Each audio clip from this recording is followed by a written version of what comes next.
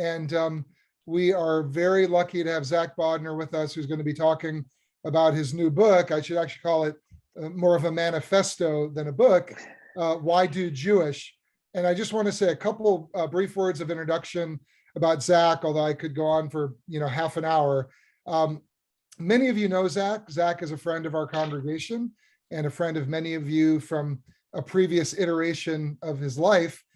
Currently, Zack is the president and CEO of the Oshman JCC in Palo Alto, where I've been and where I've spoken, and it's just an incredible place that is benefiting from his amazing leadership. Prior to that, Zack was the regional director for APAC, for the Pacific Northwest region. And he is really in many ways a great activist and a thought leader in the Jewish community. He has done a lot of work in terms of incubating new ideas, in terms of creating new approaches to solving problems within the Jewish community and as they relate to Israel and the Israel diaspora relationship. He has spoken, as I said before, at CBS in the past about how to talk about Israel, which, as we all know, is not that easy in this day and age. And he's just a brilliant guy and a real mensch. And I've been to his home, and I would have loved to have done this in person, but we'll have to do that after COVID. But we're just really lucky to have you here to talk about your new book, which I know has done very well. And I was privileged to take a look at it early on and to write a blurb for it. And it is just wonderful. And I hope it is a great success for you. And I'm going to turn things over to Zack, and we will definitely have time for questions at the end. Thank you, Niles. What a sweet and thoughtful introduction. I really appreciate that. You've been a great friend and mentor to me along this journey. As you all know, Niles has a few books under his belt. And as I was kind of experiencing this process for the first time myself, I turned to him multiple times for a lot of advice along the way. So not only did he give me advice and see an early draft of the book and write a beautiful endorsement blurb, but with the whole publishing process, he was very instrumental for me. But his own book, Gonzo Judaism, was an inspiration to me. I found it on the bookshelf of one of my friends in Brooklyn. And I was like, what is this? I pulled it off the shelf because it had a really cool cover. So don't ever let anyone tell you not to judge a book by the cover. But it was this bright orange cover, which grabbed me. And I, as a fan of Hunter S. Thompson, I got the Gonzo reference right away. And that book was a real inspiration for me. So in many ways, I felt like it was an earlier precursor in some ways to my book even. And I referenced that in my book. So thank you, Niles, for being a friend and a mentor and a colleague. And I really appreciate the time. And your predecessor, Lee Beisel, was also a mentor of mine. And I acknowledge him in the book. He was the one who introduced me to Abraham Joshua Heschel. He was my advisor in graduate school. So I have a long history with the Napa community up there. So it's great to be with you all virtually, if not together in person. So what I thought I'd do is just spend the first 10, 15 minutes telling you a little bit about the book. And then we could open it up to questions, comments, critiques. Happy to kind of get into it. The book was meant to be, as Niles said, a manifesto, inspiring for people who are kind of looking for a sense of how to make Judaism relevant in their lives today. But I also kind of purposely made it a little bit controversial in certain parts too. So I hope that we can have that conversation. And if anything strikes you in a way that you'd like to push back, this is your opportunity to do so. No hard feelings. So look, the title of the book is Why Do Jewish, right? And that's a takeoff on what you usually think of, the why be Jewish. In fact, when I started doing some research for the book, I realized I found that there are 4 books out there with the title Why Be Jewish, no books with the title Why Do Jewish. So now there's one, but it was a common way to ask and to think about somebody being Jewish, right? But in my mind, it's about the doing, and that's kind of like the heart of the book. The book is divided into kind of 3 sections: the why, the what, and the how to do Jewish. But at the end of the day, it's kind of the centerpiece question is the why. Are you familiar with Simon Sinek? Do you all know this speaker? He's okay. So, you know, some of you are nodding. He's got a great TED talk out there. He's become famous, a book, and he talks about the golden circle. And the golden circle has the why in the center, and then it's the what and the how. But when you talk about something, when you sell something, when you're committed to a cause, if you start from the why at the heart of things, that's always what makes it more convincing, stickier, more persuasive. So for me, it's this question of why. And I'm going to put that back to all of you. Like, why do you do Jewish? Why are you spending your Wednesday night here with us? Why are you members of a wonderful synagogue in Napa? Is it because you're inspired by the rabbi? Is it because you feel like, oh, this is what my parents did? Is it because you're looking for a sense of community? These are all valid reasons. But you have to at least ask yourself that question, why? Why do I do this thing called Jewish? Why do I want to pass this on to my kids and my grandkids? So for me, this searching, this answering of the question why, or at least the questioning of why, started for me in high school. So here, I'll tell you the story of how it started. For me, I had a friend in high school, a Jewish kid. We weren't very Jewish, you know, in terms of observance.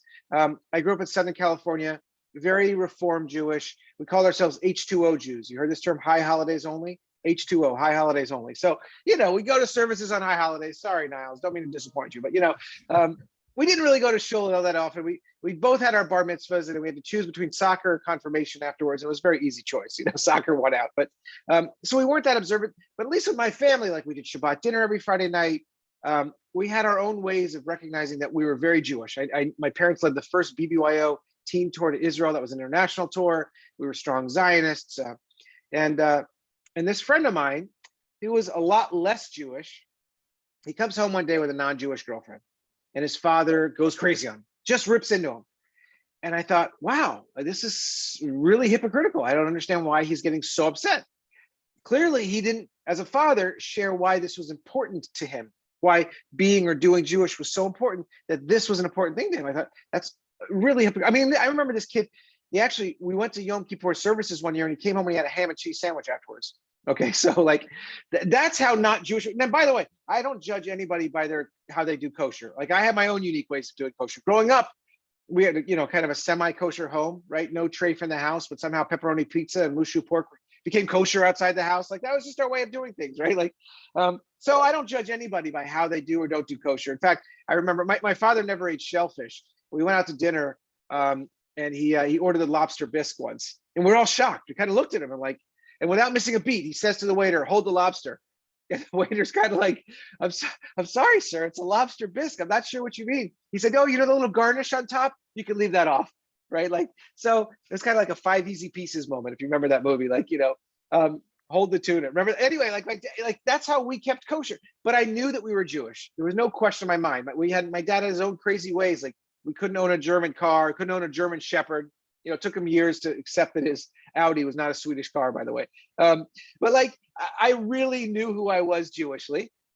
My friend, like, it really wasn't that important to him. He kind of did it because that's what we did. And when he came home and his father was ripping into him for having a non-Jewish girlfriend, I just thought, wow, that's not very cool. Like you should have taken the time to explain to your kid why this is important to you. Because if it's important, then you'll keep doing it no matter who you choose to spend your life with, right? If you choose to spend your life with somebody who's not Jewish, but it matters to you so much that you want to kind of pass this on to your kids, you have to be able to answer those questions for yourself, right? And in my mind, we're past this era of being Jewish, you know, this era of, and I know this is how the rabbis and especially the Orthodox rabbinate in Israel, and I know that the way of gauging whether you're Jewish or not is by matrilineal descent or whether you have a conversion. Right. And so but I tend to look at it in terms of the doing. Like, what are you doing in your life beyond just having been born to a Jewish mother that makes you Jewish? So I'll share another story with you. We have a woman on our board of directors here at the Ashman Family JCC who's Japanese. She didn't convert. She likes to call herself the Japanese shiksa. You know, her husband's the Jewish one, but just because he was born to Jewish parents, he doesn't do anything Jewish, like, but nothing. But she's the one who like schleps the kids to Hebrew school. She makes Shabbat dinners. She makes Passover Seder, which is really cool. It has these Japanese influences. She's leading our trip to Israel this summer. She's doing all that.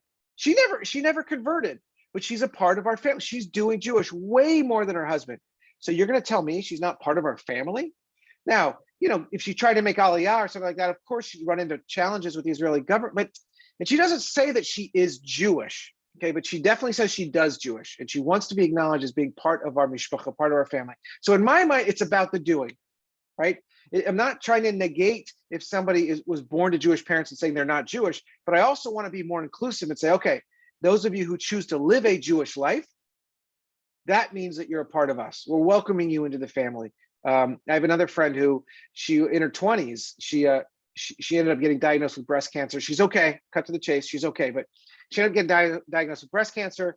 The doctors did what they needed to do, but then she was on a spiritual journey. Like, she was just challenged by this. Like, how do you get diagnosed with this as a young person? She was engaged, went to the rabbi. The rabbi said, look, come to the shul. We'll do a Misha Beirach. We'll do the whole thing. Well, they came, her whole family came. And when they called the family up on the bima to do a Misha Beirach, the rabbi was going, by down the line for each one of the members of her family, and got to her fiance and asked for his Hebrew name. And he said, oh, I'm not Jewish. And the rabbi said, oh, you need to step off the bima. Like that. Oh, can you imagine? Right. Like, and she's thinking to herself, this is who the tradition I want to bring this new member of my family into. Right. It was embarrassing for her. So there's so many ways today that we can look at the doing of Jewish. What I've chosen to use is this great word that I love, and turn it into an acronym. You know this word tachlis? Have you heard this word tachlis? It means, like, it's a Yiddish word. That means, like, getting down to business, getting down to brass tacks. The Israelis have actually adopted it into modern Hebrew, but it's originally a Yiddish word. So, like, if you're sitting around and there's way too much talking at a synagogue board meeting, not that that would ever happen, because you guys really get that. No, but if you're ever sitting around and there's just too much talking, you can say, no, let's get down to tachlis. What's a tachlis? It's kind of like let's get down to business. Let's get down to brass tacks, right? It's a great word. So I've taken this word tachlis and I've turned it into an acronym. And each letter in the word tachlis stands for a different element of doing Jewish today. So the manifesto part of the book is basically saying, okay, endorse or just bring at least one of these elements into your life, and you could make Jewish life more meaningful, more relevant, and more joyful for you and your family. Just embrace at least one of these elements, and your life can be so much better. Jewish values can drive them. So let me take you through each of the letters of tachlis, and then we'll open it up and have a conversation. You can tell me whether you agree with me or you think this is just kind of too superficial. So the first letter is obviously T. And in my mind, Tikkun Olam is what T stands for. Tikkun Olam is this word. This is repairing the world, right? Tikkun Olam has become so prevalent among American Jews that there's this ongoing Israeli joke that, this group of American Jews come to Israel on one of these missions, and the Israeli is speaking to them at the front of the room, and one of them raises their hand and says, "How do you say Tikkun Olam in Hebrew?" Right? It's become such an ongoing part of American Jewish culture. They don't even realize it comes from the Hebrew word of repairing the world. But so many young Jews today, they define their identity by doing social justice, social action, right? That's the way we talk about it today, social impact. And that may not even be overtly Jewish. It might be racial justice. It might be environmental justice. It might be poverty issues. It might be homelessness. And you can look at those and say, that's not Israel aid. That's not, Jewish refugees highest stuff, but it's still very Jewish. It is coming from a place of, they have in their kishkas, they have in their guts this need to repair the world, make the world a better place. That's a Jewish instinct. So a lot of young people are coming to define who they are today by how they're making an impact in the world, how they're improving the world around them, how they're embracing Tikkun Olam. And I would argue that that's very Jewish of them, even if it's not a Jewish cause. And I would suggest that we have to make sure that they know they're doing this from a place of their Jewishness. Again, even if it's not a Jewish cause. So Tikkun Olam is a really important way of showing what your Jewish identity can look like for the next millennia. I believe it. The next letter is A. A stands for art and culture. As you know, art and culture have defined Jewishness for so long, right? And I'm Ashkenazi, so I have a very Ashkenazi-centric view of the world. But as we've all kind of grown into the 21st century, we recognize it's not just Ashkenazi or Sephardi Jews. And I married a woman who's from an Israeli Sephardic family. So I've gotten to know that Sephardic charoset is a lot better than Ashkenazi charoset, by the way. I don't know if you've ever had it, if you're not Sephardic, but you've got to try it. It's a whole lot better. But there's a lot more. There's African-American Jews, and there's Indian Jews, and there's Asian Jews, right? Like we know this now.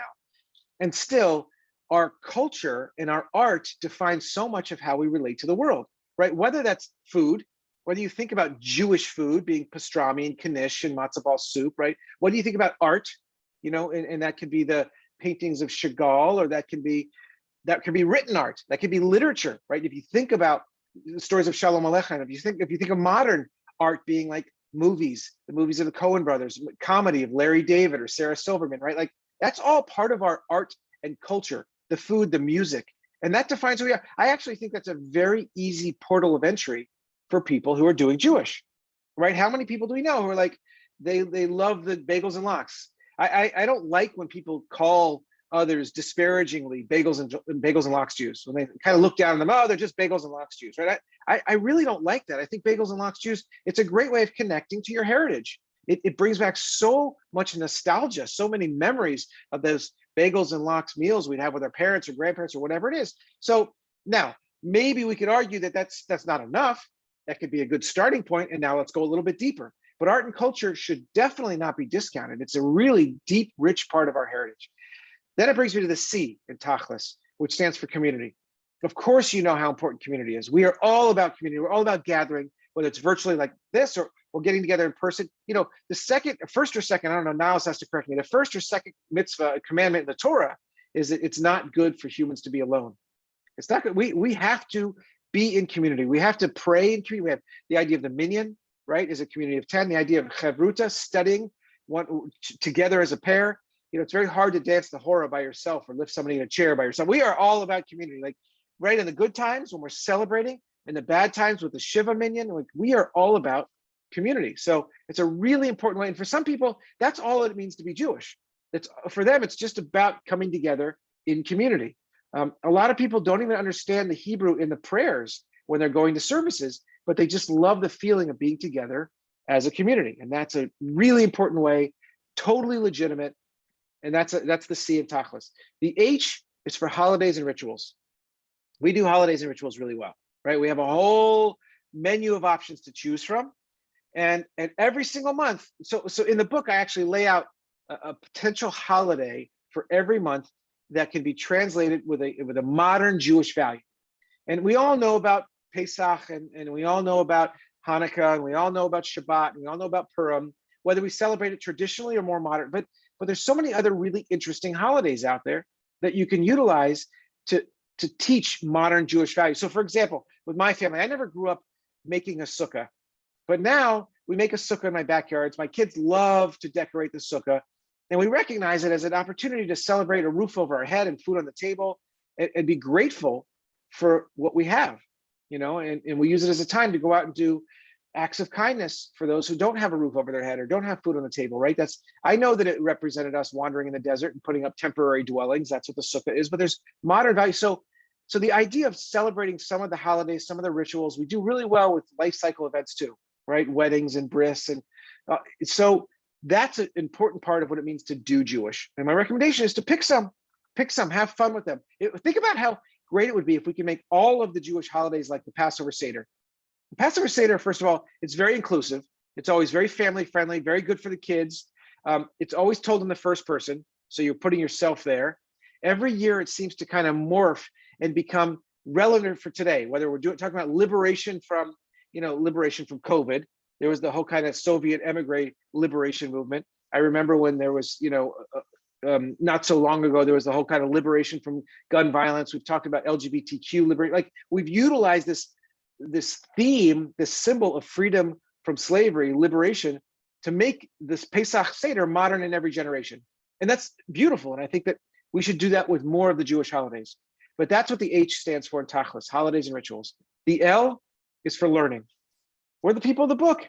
It's about the learning. It starts with the Torah and the Talmud, but it doesn't end there. I think it's the entire Jewish canon. It's all the modern Jewish thought leadership work, whether that's, Niles' books, or whether that's also the more profane and mundane writings of some of the Jewish folks out there who are just kind of adding to the whole canon. But learning is perhaps one of the most important elements of Tachlis, right? Because in this era where people are more and more doing DIY Judaism, have you heard this term DIY? It stands for do it yourself, right? A lot of people are doing it themselves. They're not going to synagogue. They're not going to JCCs. They're not a part of federations the way they used to be, but they still want to get connected to their Jewishness, right? There's a lot of really cool, interesting startup Jewish organizations out there. Moshe House for young people, Urban Adamah and Wilderness Torah for people who want to be out in the wilderness doing their Jewish, At the Well for young Jewish women. There are just so many cool organizations out there. Niles, in his book, he listed a whole bunch of them, but 20 years ago, they were very different than they are today. Some of them still exist. Some of them went out of business. Today, But this idea of starting up every generation, I think it's exciting. A lot of the old timers who are a part of the legacy institutions are kind of wringing their hands going, oh my gosh, this next generation, they're not giving the federation, they're not joining synagogues, what are we going to do? But I actually think it's okay, because we have succeeded. We've taught our kids to be both Jewish and independent thinkers. So they're starting up and they're joining these really cool, interesting Jewish organizations. It's a little worrisome for those of us who run legacy institutions, but if we can actually get creative about what we want to do with our legacy institutions and turn them into platforms, there's no need to worry. And we could talk about that in the Q&A also. But ultimately, in order for us to DIY, do it ourselves Jewish at our homes, we have to know a little something. So the learning is really, really important. The I in Tachlis is for Israel. There's one Jewish homeland, and we need to have a relationship. As Niall said, I've come and I've talked with this congregation. We've had discussions about what it means to be involved with the state of Israel. And I think part of it is, to wrestle. What does it mean to be Jewish? It means to wrestle with God. The word Israel is to wrestle with God. And that's okay. To have a relationship, whether you're struggling, is okay. But you have to be in relationship with the one Jewish state. To just write it off for one reason or another, because you don't agree with their politics or their religiosity, whatever it is, it's to deny an important part of Jewish identity. It's better to be engaged with them and take issue with areas that you disagree with than to just write it off altogether. But Israel is an important part of what it means to do Jewish today. And finally, the S in Tachlis stands for Shabbat and Spirituality. Shabbat is such an important part of our Jewish heritage. And I'm not talking about needing to do Shabbat as an observant Shomer Shabbos Jew. I'm not. But recognizing that the importance of a timeout, of some sort of break in your week, is so vital. For me, this became so clear during COVID. I don't know how many of you like me were or are still working from home, but I think most of us were working from home during COVID. And my wife and I had an ongoing joke. Are we working from home or are we living at work, right? Because it's just after a while, it all blends together. Like, on our weekends and our nights, when you're bored, you have nothing to do, you open your laptop and you go back to work. And you just find yourself working at all hours of the day, all days of the week, right? You can relate to that. So it was really hard. I found myself struggling. And I talked to my friend, Tiffany Schlain, who wrote this incredible book called 24/6. And by the way, if you want to have her talk, it's a great book. She's local. I'm happy to connect you, Niles. She's a really wonderful, inspiring speaker and filmmaker. But she wrote this book, 24/6, and basically the idea of a tech-free Shabbat. And she said to me, you got to unplug for Shabbat. She's not Shomer Shabbos. She'll get in the car and schlep her kids to soccer on the weekends, but she'll do the old school printing out a map the day before so she doesn't have to use her phone for directions. But her whole point was find a way, any way, to separate some day of the week. It doesn't even have to be on a Saturday, frankly, or a Friday night, but find some way to create that separation. That's the idea of Shabbat. Achad Ha'am, the founder of cultural Zionism, famously said, it's not that so much that the Jews have kept Shabbat, but Shabbat has kept the Jews. That's what kind of has kept us together. And the spirituality piece, look, that I'm very kind of open-minded to how do you want to do your spirituality? Do you want to come to shul and daven? You want in a minyan? You want to daven 3 times a day? Do you want to do it in the more traditional way, or do you want to kind of get into Zen Buddhist meditation? Niles is a black belt in martial arts, and I know for him, part of that's part of his spiritual practice is getting into that zone. And so you have the hechsher of a rabbi saying there's very creative new ways of doing spiritual. And I think that we have to recognize that in the 21st century, when we're living in a modern part of the world with our kids and grandkids who are being introduced to different ways of doing spirituality, there's going to be mashups. This term mashups, it's kind of like when you take one thing and you mash it with, that's okay. It doesn't have to seem taboo. There was this rabbi named Alan Liu in San Francisco. Some of you may remember Alan Liu of blessed memory in Beth Shalom. And they used to call him the Jew-boo because he brought a lot of Buddhism into his Judaism. I think he was the author of the book, The Sound of One God Clapping. This has now been okayed from our leaders. And I think that I'll end with this, because I think as we move in to the heart of the 21st century, it still kind of feels like we're on the early part of that. But we're seeing science and technology make so many changes so fast that we're going to have to adapt very, very quickly. And COVID has shown us our ability to do this on Zoom, to have virtual minions, to have virtual high holiday services. It's not the same, but it has been a decent replacement. So I'll end with this quick story, Niles, and then we can open it up. But my father, of blessed memory, in many ways, he was the inspiration for this book, because when he passed away, I eulogized him, talking about how he was, for me, my number one teacher, and he taught me how to do Jewish. But the eulogy wasn't enough, so I ended up kind of digging in, going a little deeper, and that's what ultimately became this book. But I wanted to say Kaddish for my father with my brother, who lives in Boulder, Colorado.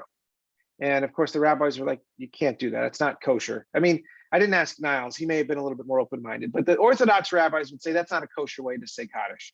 You have to be in a room together. You can't even be in a room around a corner. You have to be like in the same room. And so, sometimes I did it with my brother. Sometimes I found a minion, but now fast forward, this was 7 years ago to today. And so much of our religious services have been on Zoom, and they found ways to somehow, in 7 years, things that weren't kosher have become kosher. They now are making bacon out of cloned pigs, and the rabbis are actually saying they might be kosher, right? They have Shabbat elevators, they have Shabbat ovens. Imagine when Tesla has a Shabbat car or Shabbat setting on the car, so you could drive on Shabbos and it's a self-driving car. Like, imagine when the DNA test, these 23andMe, they could already tell you if you're 99% Ashkenazi Jewish, like they could tell me. But imagine when they actually identify a Jewish gene, right? Like, what does that mean for our future? By the way, this can go really dark too. Not all of the advances of science and technology are going to be positive, but we have to recognize that science and technology are changing everything, and it's going to change everything Jewishly as well. And our spirituality can be one of the first elements. But what does that mean for how we do Jewish living in the Bay Area in the 21st century? So that's, for me, what inspired me to write this book. How and why do we do Jewish in a way that makes it way more meaningful and relevant and joyful in this next century? So maybe I'll pause there, take comments, questions, and open it up. Thank you, Zack. And by the way, I know some of you have already purchased a copy, but copies of Zack's book are in the office. So just contact Lauren, in the days ahead if you want a copy. They're signed by Zack, and they're terrific, as you can hear. I have a lot of thoughts that you've catalyzed, but obviously I want to hold off and see what other people have to ask you or share with you. You want to just raise your hand if you have any comments or questions for Zack, and I'll unmute you or ask you to unmute. Ellen, go ahead. Zack, thank you. It's wonderful to see you. You too, Ellen. My Palo Alto connection. I've been wanting to come down there, but I understand y'all still are not in full bloom at the Osmond Center yet. Not yet. We'll get you down here soon, Ellen, I promise. I want to talk about doing Jewish, because I feel like I've done Jewish my whole life.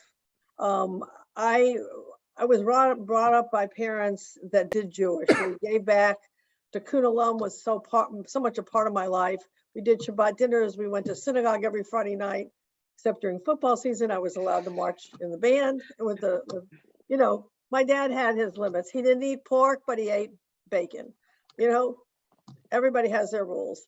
That's right. But the thing that I find the most challenging in doing Jewish is that I have to keep myself from getting angry when we have Jewish people in our community who don't want to be part of the Jewish community. They like being out there doing their own thing. They're not religious Jews, or they're this, they want it to be fun.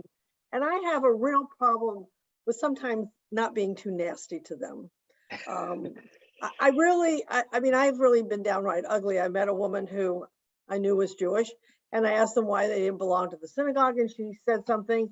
And I said, well, let me just tell you something. If someone gets sick or die, please don't call us. I get really ugly about it, because I think being part of the community and supporting the community means that we'll have a community as life goes on. And I want it for my grandchildren who are now here. But how do you not be, sometimes I'd like to just figure out how not to be ugly to people when they don't want to be Jewish. That's a really good question. And I think it takes a lot of patience, right? It takes a lot of time and energy. My ugliness emerges. I appreciate you being so candid, Ellen, and being honest and open. And I really appreciate that Niles, you've created a community that allows that flourish here. But I find for me, my ugliness comes out when people call themselves non-Zionist or anti-Zionist, when they're, I don't mind people who are critical of Israel from a place of love, right? Because they want it to be better, because they feel an attachment to their homeland, even though they're living in America. But it's when people take it too far and they're like, oh, I don't even think Israel should exist anymore because of what they, right? Like, so that's when my ugliness comes out, Ellen. So I can relate to feeling like judging myself and feeling a little guilty afterwards. But I think that it requires some empathy for myself. I know that it requires some empathy, some compassion, and recognizing that, we've all been in these different moments when we want to be a part of something or not. And so, for example, like, I might be one of the recipients, Ellen, of your frustration. If I were living up there, I have 3 young kids that I'm schlepping all over the place all the time. And so I don't go to services that often down here. I'm a member of multiple synagogues down here that I don't go to very often. But, if somebody were to approach me and say, look, we really need you for Minyan, maybe I would make the time to say, okay, somebody's saying Kaddish and they need me for Minyan, I would do it. But on a regular Saturday, I have other priorities. I have other things that are pulling me away. And so I wouldn't want somebody to think, you're a bad Jew, you're not a part of our community, don't come to us when you need it. So I would feel like, you know what, I'm going to come to you when I need you, and I hope you come to me when you need. But there's different moments in our life when we need, like, when I was saying Kaddish for my father, I was there much more frequently. But I don't go as much anymore. So I'm also guilty of that, Well, but I'm not angry at people who will join the synagogue and attend things whenever they want to. I don't sit in judgment of people who don't want to come on Friday night. That's not where it's at. If you don't want to be part of the community, and if you can't be part of a synagogue, I mean, like in LA, there were times that I was part of the Heschel Day School for 25 years. I didn't belong to the temple all the time. My kids were so Jewish from Heschel. So, but here in Napa, we're a small community. There's 2,400 Jews in Napa County, and Wow. we only have less than 400 who actually belong to the synagogue. So that to me is very frustrating. Yeah, I understand that. I mean, again, I share that with you with certain elements. And yet I think that, would they be there for you in their in the times of need, where did they send messages of support after the Colleyville, Texas hostage situation, I don't know. when bombs fall in Sderot? Like, sometimes it takes an event, a terrifying event, a tragic event, to kind of bring people out of their stupor. And I'd like to believe that I also will be as patient, as I know you're saying you'd like to be more with these folks who come out and say, okay, maybe Israel really does need my support, and I shouldn't have been so critical all along, right? So I think you're working on it, Ellen. I mean, the fact that you're acknowledging it is a big step. But here's one more thing I want to say to that, because I feel like, I appreciate that you're self-critical of it, but you recognize that, you'd like them to be part of the community. You can't alienate yourself. You need them. We're too small to have people, put themselves outside of our little circle. I'll just tell you in a related way. I often meet with people who kind of, I'll take them to lunch and they'll order the BLT or they'll order something, and then they'll look at me with these apologetic eyes and be like, oh, I'm such a bad Jew. And I'm like, no, don't say that. Like, I want them to be a part of our community, like you, Ellen, regardless of their right. But I'm like, don't say, just because you eat bacon, like, what about the person who keeps kosher and keeps Shabbat, but they cheat on their taxes, they lie in business, they beat their wife? They're a good Jew because they keep Shabbat and they don't eat bacon? I'm sorry, but no, right. You're a much better Jew because you're a good person, and just because you eat a little bacon, right? So these folks who we push out of our community or we pull into our community, we just have to keep having this conversation and being honest with ourselves and open and showing some compassion for them and for ourselves, right? Like, that's part of this as well. Like, it's been a really hard couple of years. So, right, we have to love ourselves. Go ahead and sorry, I didn't mean to, Zach. Go ahead, Niles. Go ahead. Let's go on to Sabina. I just wanted to address what Ellen said. My experience, it is a real serious problem out here in Napa with so few Jews that actually have signed up and joined synagogues or other Jewish functions at all. But I can say from my own experience, my brother did not marry a Jewish person. I'm not married to a Jewish person either, but he did not, through his schooling, his college, and young adulthood and middle adulthood did not partake of any Jewish custom at all. And then it's very interesting is that later in his years now, all of a sudden, for the grandkids, he's making latkes and he's doing, matzah and, the horosis and the whole deal. And so my experience is that sometimes some of the people are not affiliated or don't show up in Napa may at other times of their lives. And I think some people go in and out of their involvement and in and out of their extent of practice.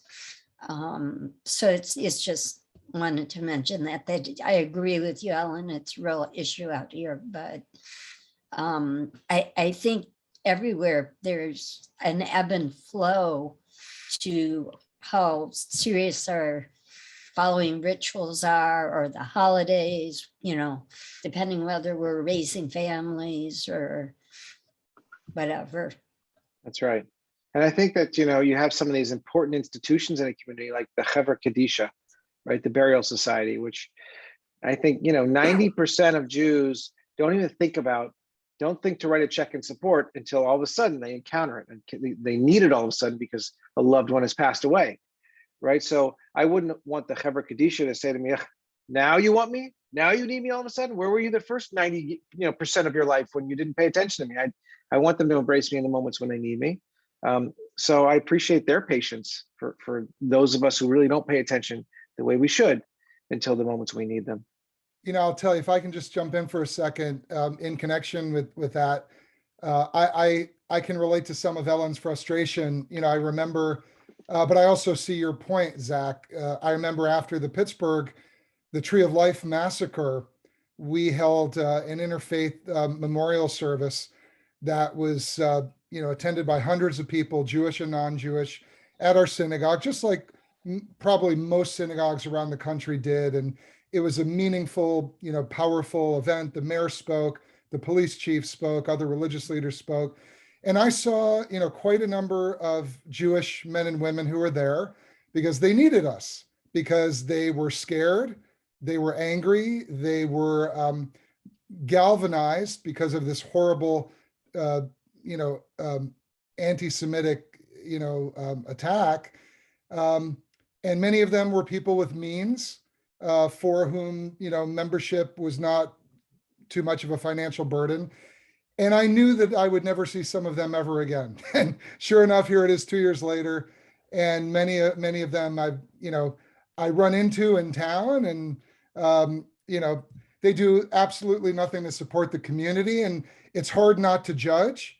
But when you're a rabbi in a small community like Napa, it's a difficult feeling. So I can understand what Ellen's saying, because even if someone never came to synagogue, even if they gave $18 to become a member of the synagogue, the principle is really what matters, because the synagogue is not a wealthy organization, and we need help, we need participation when possible. And I don't know, that just really struck me that we're there for people when they need us.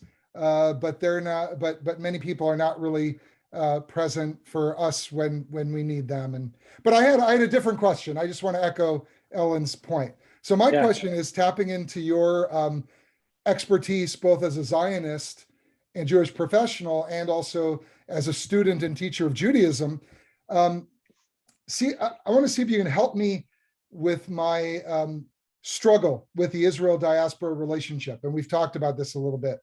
Yeah. When I talk to an Israeli, sometimes I almost feel like it's a Homo sapien in trying to have a conversation with a Neanderthal. Whether the Israeli is the Neanderthal and I'm the Homo sapien, or whether I'm the Neanderthal and he or she is the Homo sapien, it depends on your orientation.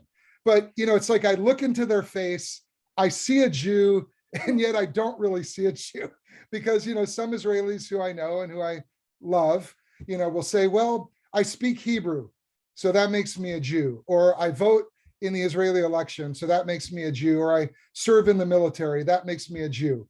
I don't know anything about Judaism. I don't practice any of the Jewish rituals. I don't belong to a synagogue, et cetera, et cetera. You know, it almost makes me think of someone who's from Rome or Florence who says, well, you know, I speak Italian. I vote in the Italian elections. I served in the Italian army. Therefore, I'm a Roman Catholic. You know, sometimes I just don't know that it works that way. And of course, you know, from their perspective, we're assimilated, you know, watered down, you know, barely literate Jews who can't speak Hebrew and know nothing about Jewish history. So my question to you is, I try not to judge, but how have you found a way to navigate the current tensions between Israelis and Jews in terms of who is a Jew? What is a Jew? You know, it's a question of identity, and your focus has been more on behavior. Is that the way we sort of overcome this challenge? That's a great question. And I do not have an easy, quick answer for you. I think it's an ongoing process to work through. So I do appreciate that question. Look, I agree with you. I think many secular Israelis today, and remember, 90% of Israeli Jews are non-Orthodox, just like 90% of American Jews are non-Orthodox. These are the Pew study numbers, right? So for the vast majority of Israeli Jews who are not religious, they still see Orthodox Judaism as legitimate, authentic Judaism, right? So they recognize that, and then they look at us as like either Reform or conservative or non-Orthodox Jews as somehow lesser than, to your point, right, Niles? Many of them are embracing secular culture, but a lot of them do have this sense of like, I'm Israeli first and Jewish second, right? And they do talk that way, they think that way. I can't tell you how many Israelis I've had the conversation with who come to our JCC. We have a lot of them at our JCC because in Silicon Valley, right, this is where a lot of Jewish startup guys, so Israeli startup folks come. And they'll say to me like, oh, I don't care, you know, if my kid marries somebody Jewish, I just want them to marry somebody Israeli, and somebody who speaks Hebrew, right? So in that sense, it's kind of like Arab, Israeli, Christian, Muslim, Israeli, as long as like they don't understand. And then they spend time here now. And once they're here for a year or two or three or more, they start to get it. They start to understand. So it's only once they've been exposed to American Judaism do they go, oh, now I see I'm part of this other thing, this Jewish thing. But you're right. The initial impression is, you know, while they're looking down their noses at us because, oh, assimilation, anti-Semitism, intermarriage, you're not even real Jews, you know, but it goes both ways. We're wagging our fingers at them, going, oh, Palestinians and occupation and Bibi and the chief rabbinate, and you don't care, you know, about any of us Jews who got converted by a conservative rabbi, right? So we're talking past each other. And my whole thing has been, okay, let's acknowledge those differences and rise above them. Let's embrace each other despite them. You know, you were a part of the Soviet emigre movement too. And when we were trying to free Russian Jews, we didn't care what their religiosity or politics were. Maybe they were communists, maybe they're capitalists, right? Maybe they ate pork, or maybe they didn't. We didn't care. They were part of our family. They were our brothers and sisters, and we just embraced them. And I want to try to get us to a place like that with Israeli Jews and American Jews, right? I want us to try to recognize that, like, we have a starting point here. And this is one of the beauties of what we're trying to create at our institution, at our JCC, is this kind of antidote to the polarization and partisanship. You know, I think that we have this place where you could, at any given time, you could be on our campus and you'll find people that love Trump and people that hate Trump, right? You'll find people who are Israeli and people who are not Israeli, people who are Orthodox, people who are secular.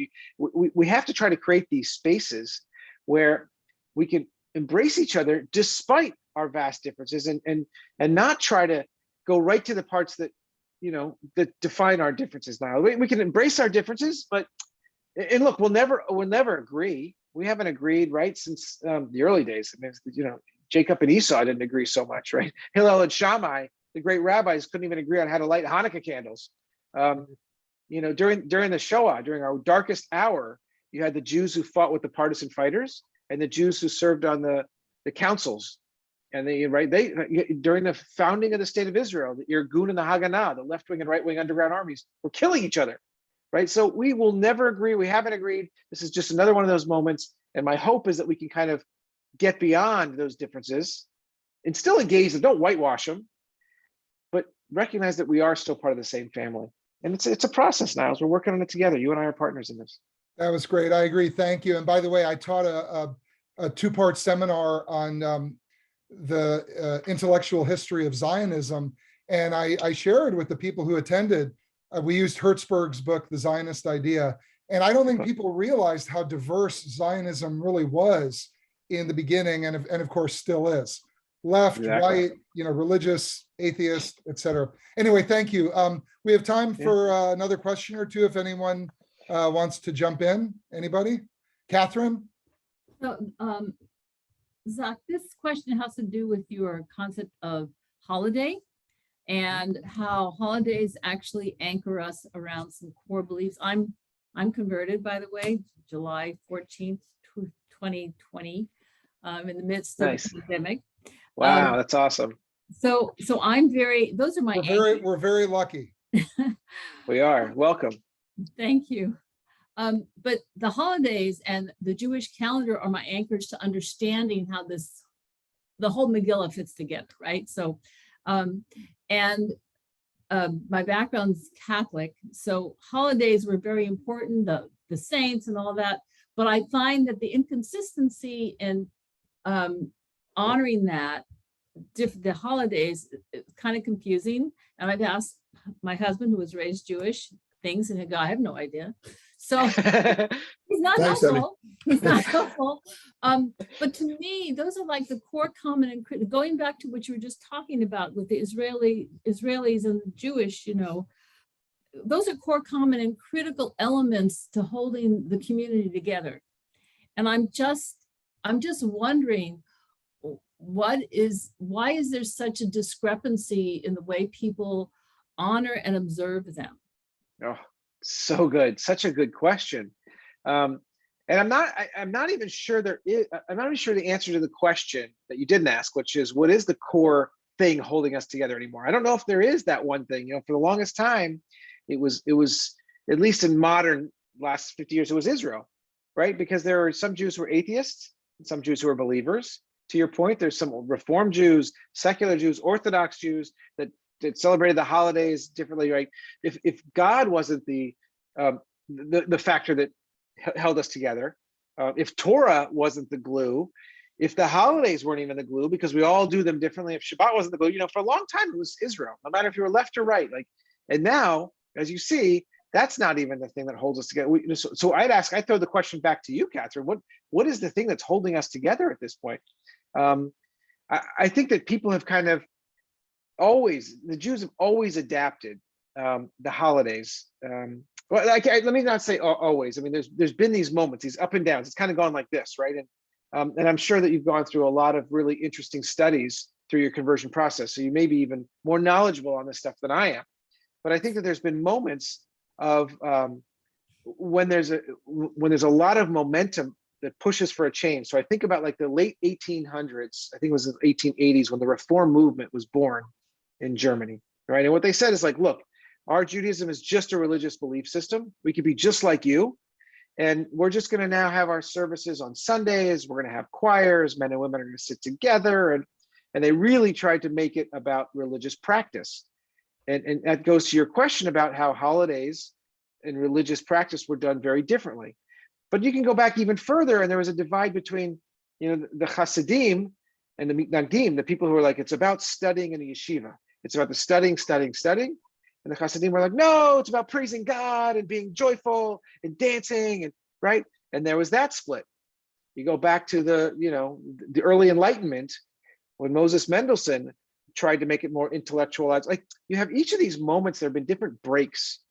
And a medieval scholar could take it even further back. That's kind of like the depth of my knowledge, Catherine. I'm sorry, but so they've been breaking off different ways of doing Jewish for a long, long time. And I don't think that we're ever going to get back to kind of the one right way, unless you are a halachic Jew, unless you are following halakha to the law. Even the modern Orthodox and the ultra Orthodox will do it.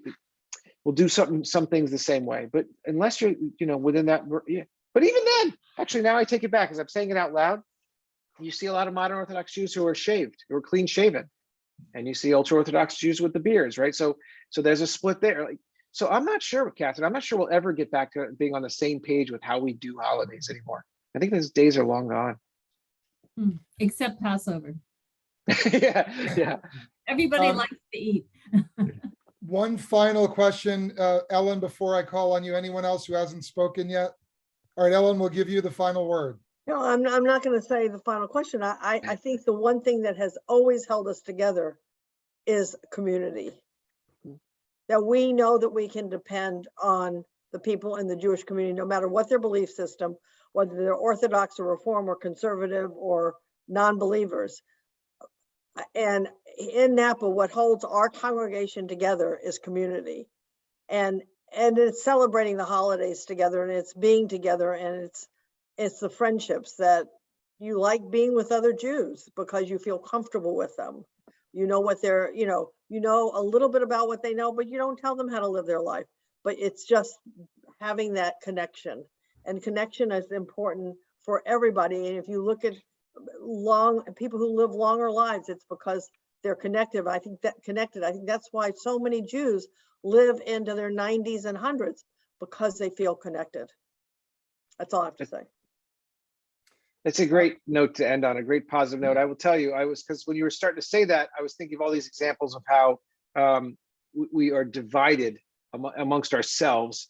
But I like where you went, and I thought of another story that I want to share as a way to kind of wrap it up and keep it on this positive note, because I totally agree with you. There's something about when you're part of this family, you just feel a greater sense of connection to our community. I remember once when I was living in LA right after college, and I was living in Venice, really close to the beach. And it was like my first job. I didn't have a lot of money. So my first car was this tiny little white Ford Escort, with the manual windows and the manual stick shift.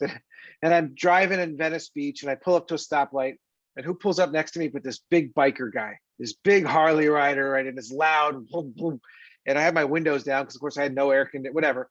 And I look over at him, and he looks at me, he's got this big beard, but he has a chai earring. He has an earring that's a chai. So I was like, and I showed him my Jewish star. I had like a Jewish star necklace. And it was kind of like, right on, brother. Like, we were part of the same family. Like, we both had this, like, like, as different and crazy, like, we're still part of the community. Yeah, I'll always remember that. Thanks, Zach. There's a scene in a recent Curb Your Enthusiasm where Larry David has a moment like that, where he sees a big biker next to him with a red hat. So he puts on a red hat, and you can guess where it goes. Anyway, so Zach, one of the reasons I love you and respect you so much is because you not only talk the talk, but you walk the walk. You're not just a thought leader, but you're an institution builder. And it's just such an honor to have you talk to our community. It's a great book. I encourage everyone to pick up a copy in the office or through Amazon. It really, I think, has a lot to say about where we're headed. And I just hope we can see you again, either here in Napa or elsewhere when we get past all this COVID stuff. But thank you so much for your time and your wisdom, and we wish you the best of luck. Thank you. Thanks so much. I love being with you, Niles, and I'll come up as soon as possible. I'd love to see you guys in person. Thanks so much for all your support. Okay. Have a good night. Thanks, Zach. Have a good night. Bye, everybody. Thank you.